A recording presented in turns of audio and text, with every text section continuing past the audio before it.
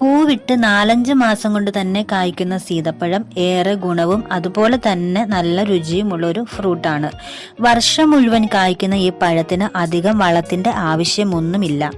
ഇതിന്റെ കുരു നട്ടാലും വർഷം മുഴുവൻ കായ്ക്കുകയും നിറയെ ഉണ്ടാകുകയും ചെയ്യും. സൂര്യപ്രകാശമുള്ള സ്ഥലത്താണെങ്കിൽ നല്ലോണം കായ്ക്കും. ഇല കുറവാണെങ്കിലും ഒരുപാട് കായ് ഇതിലുണ്ടാകും കേട്ടോ. കുറ്റിയായി വേണമെങ്കിലും ഇത് വെട്ടി നിർത്താവുന്നതാണ്. അധികം വളർന്നു പോകത്തില്ല.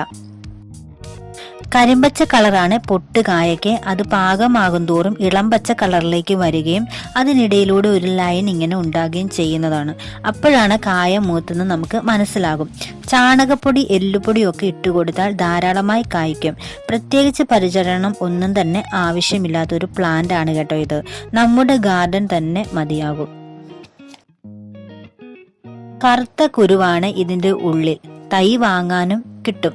കടയിൽ നിന്ന് ഫ്രൂട്ട് വാങ്ങിച്ചാലും തൈ ഉണ്ടാക്കാനായിട്ട് പറ്റും. അതിന്റെ വിത്തെടുത്ത് പാകിയാൽ മതി. നല്ല ഒരു ഫ്രൂട്ടാണിത് കേട്ടോ. കുട്ടികൾക്കും മുതിർന്നവർക്കും ഒക്കെ ഒരുപാട് ഇഷ്ടപ്പെടുന്ന ഒരു പഴമാണിത്. ചട്ടിയിൽ വരെ നട്ടു വളർത്താനായിട്ട് സാധിക്കും. ഒരുപാട് ആരോഗ്യ ഗുണങ്ങളുള്ള ഈ പഴത്തിനും ഉണ്ട്. ഇതേ കുടുംബത്തിൽ തന്നെ പെട്ടതാണ് ആത്തച്ചക്കയും. എന്നാൽ രണ്ടും രണ്ടാണ് കേട്ടോ. അധികം പഴുക്കാത്ത സീതപ്പഴമാണ് ഷുഗർ ഉള്ളവർക്ക് നല്ലത്. വിറ്റമിൻ, കാൽസ്യം, അയൺ ഒക്കെ ധാരാളമായി സീതപ്പഴത്തിൽ അടങ്ങിയിട്ടുണ്ട്. സ്ട്രെസ് കുറയ്ക്കുന്ന പഴമാണ് സീതപ്പഴം എന്ന് കേട്ടിട്ടുണ്ട്. വയറിലെ അൾസർ, അസിഡിറ്റി ഉള്ളവർക്ക് നല്ലതാണ്.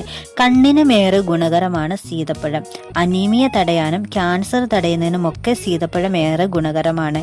കുട്ടികൾക്ക് പ്രതിരോധ ശക്തി ഉണ്ടാകുവാൻ സീതപ്പഴം ഏറെ നല്ലതാണ്. ഇതിന്റെ കുരു വിഴുങ്ങരുത്.